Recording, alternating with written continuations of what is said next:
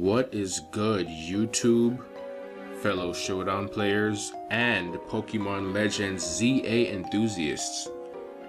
Welcome back to Unhinged Society, where today we'll be having yet another discussion video. The focus of today's discussion video will be Eelektross and where we think the stat points for its Mega Evolution will be placed. Eelektross is on the list that Central Leaks leaked this year, and every Pokemon that the Pokemon Company has revealed to have a Mega Evolution has been on that list.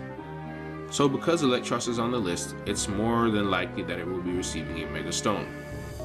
Now with this information, we will get to theorizing, because there's only so much time left before Legends ZA drops. So right off the bat, Eelektross was a little bit groundbreaking when it was first revealed back in Generation 5. It was the only electric type with the ability to levitate, which meant that it had Spiritomb and Sableye status at the time before the Fairy type was introduced. It had no weaknesses, right? Zero weaknesses until something named Haxorus with Earthquake or Excadrill Mold Breaker entered the field. Unfortunately, since then, it appears to have fallen from grace, sitting in the ZU tier. I'm not actually sure if it fell very far to begin with, because it was never really an OU staple anywhere. But all of that can change with 100 points added to its base stats, right? So, like in previous videos, we're going to go ahead and use this 100% bar to allocate our stat points. And when it hits 0, we will be complete. Now, a base 50 Speedmon, I can't really think of any Mega that we've seen so far that was around the speed of base 50 and got a crazy boost to speed. So, we've seen Mega Mawile, we've seen Mega Camerupt, Mega Sableye. All of those slow Megas never got any speedier. They never really jumped in speed. And with only 100 stat points to distribute, there's not much attention we can really give to speed unless we were going to reallocate stats before taking from the 100% HP bank. So for this video, we're going to look at the speed stat last.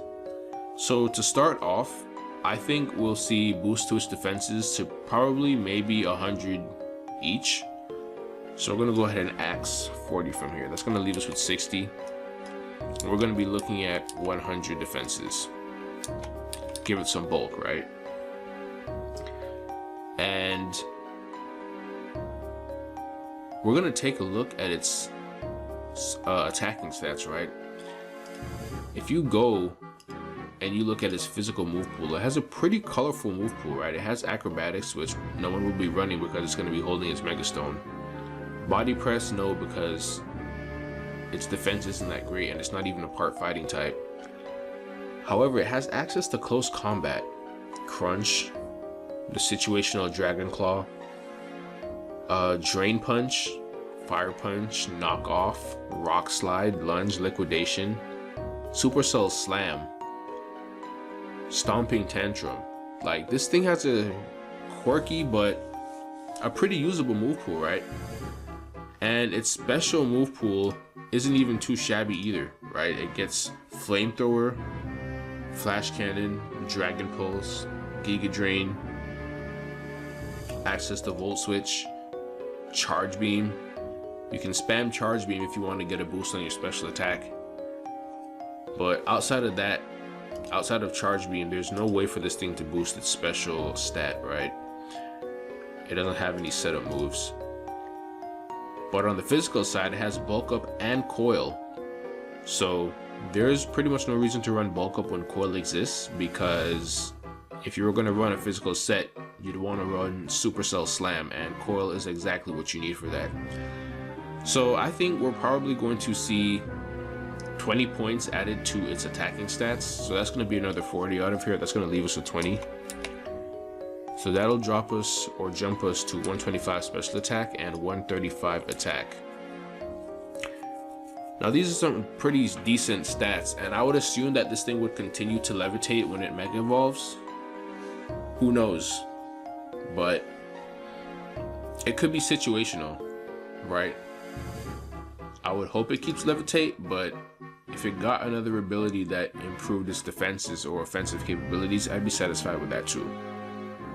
Now with 20 points left, right, I would think that maybe they would boost its speed to 70, but the way things are, this thing doesn't really need speed.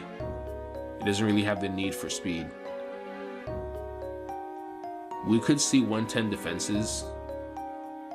We could see even higher attacking stats.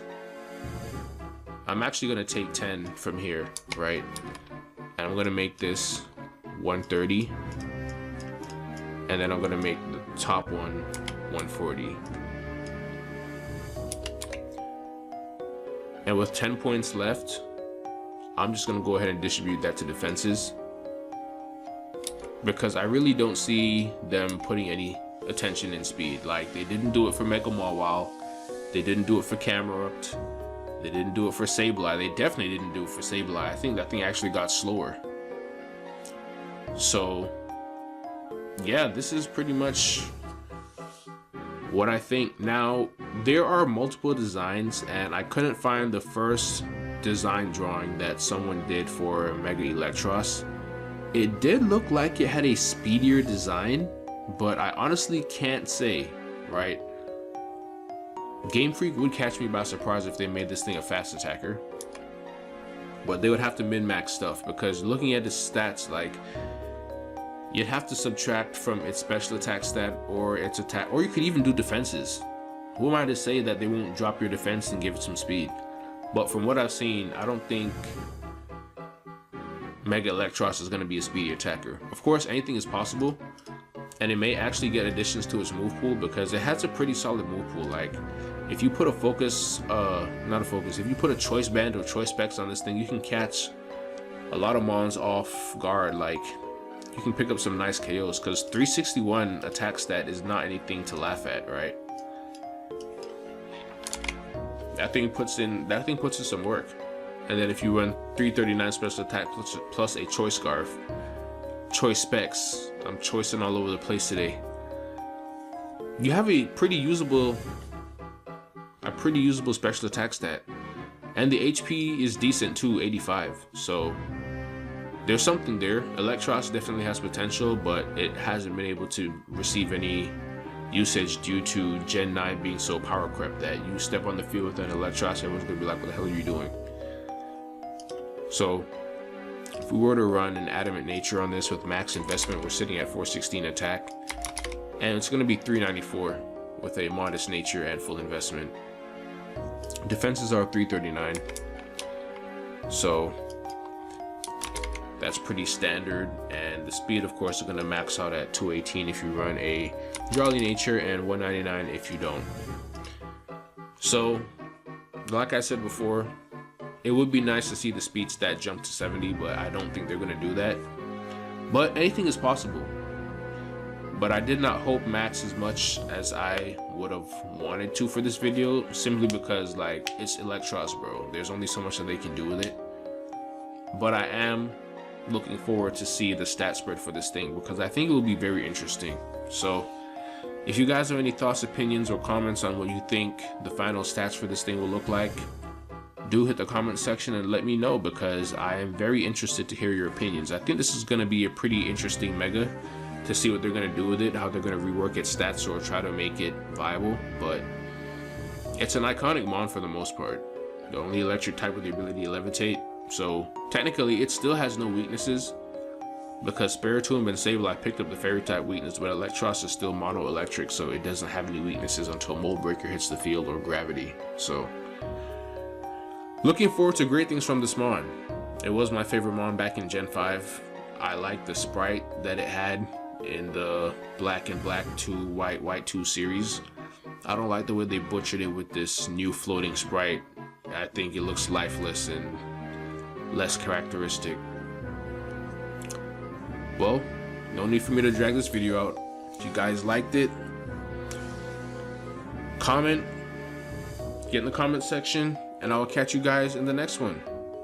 thanks for watching, and peace out.